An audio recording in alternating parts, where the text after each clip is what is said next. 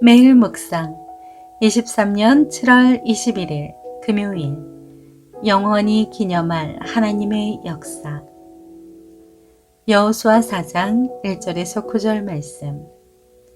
온 백성이 요단강 건너기를 다 마치자 여호와께서 여호수아에게 말씀하셨습니다. 백성들 가운데 각 지파에서 하나씩 12명을 뽑아 그들에게 명령하여라. 너희는 요단강 한복판에 제사장이 서 있던 곳에서 돌 12개를 갖고 너희가 오늘 밤 묵을 곳에 두라고 하여라. 그리하여 여호수아는 이스라엘 백성들 가운데 각 지파에서 한 사람씩 그가 세운 12명을 불러 모아 그들에게 말했습니다.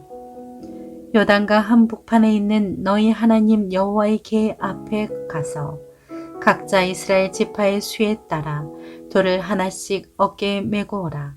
그것이 너희 가운데 징표가 될 것이다.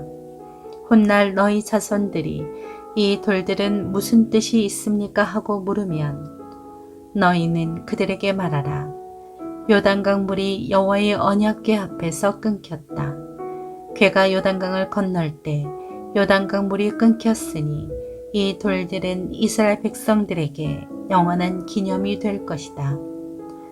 그러자 이스라엘 백성들은 여호수아가 명령한 그대로 했습니다.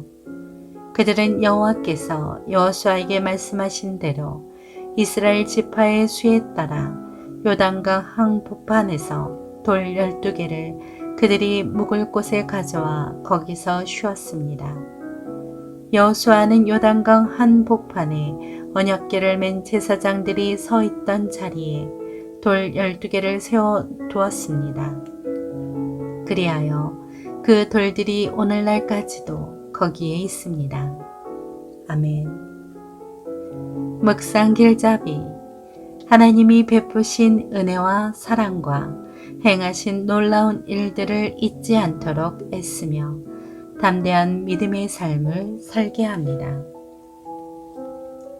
여호수아 4장 6절에 표징, 징표에 해당하는 히브리어는 오트입니다. 기념, 증거라는 의미입니다.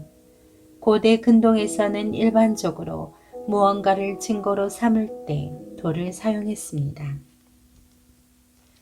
반드시 기억해야 할 일은 쉽게 잊어버리고 빨리 잊어야 할 기억은 매일 되새기며 사는 사람의 인생은 흔들릴 수밖에 없습니다. 그리스도인도 반드시 기억할 것을 기억해야만 흔들림 없는 신앙생활을 할 수 있습니다. 첫째, 12돌을 세우라. 하나님은 이스라엘 백성에게 요단강을 건넌 후 지파별로 사람을 택해 기념하는 돌을 세우라고 명령하셨습니다. 이스라엘 백성이 하나님의 언약궤를 앞세워 요단을 건넌 사실을 잊어버리지 않도록 하시려는 것입니다.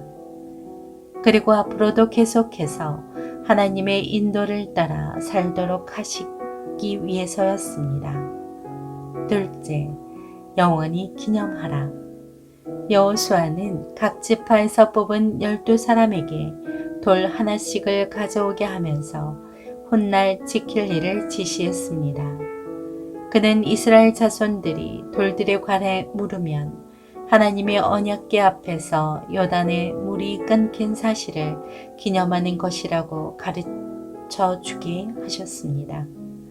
이는 하나님의 은혜를 기억하고 가르치게 한 것입니다. 셋째, 명령대로 준행하라. 이스라엘 자손들은 요단 가운데서 12돌을 메고 나와서 자신들이 머무를 곳에 가져와 내려놓았습니다. 그와 함께 여호수아는 따로 12돌을 가져와서 제사장들이 서 있는 요단 가운데 세웠습니다. 그들은 하나님의 명령대로 준행했을 뿐만 아니라 자발적으로 하나님이 기뻐하시는 일도 했습니다. 하나님은 과거에만 역사하시는 분이 아니라 지금 이 시대에도 역사하고 계십니다. 우리는 그 사실을 반드시 기억해야 합니다. 그래야만 어떤 어려움 속에서도 하나님이 함께 하심을 의지할 수 있고 하나님이 언제나 도와주심을 신뢰하며 담대하게 앞으로 나아갈 수 있습니다. 삶의 적용, 반드시 기억하십시오. 하나님이 당신에게 행하신 일을 기억하십시오. 당신이 받은 복을 헤아려 보십시오. 주님은 당신을 용서하시고 치유하시며 속량하시고 사랑하십니다. 그러나 삶이 잘 풀리지 않을 때 당신은 그분의 은혜를 잊어버릴 수 있습니다. 실망할 때 그분의 축복을 잊어버릴 수 있습니다.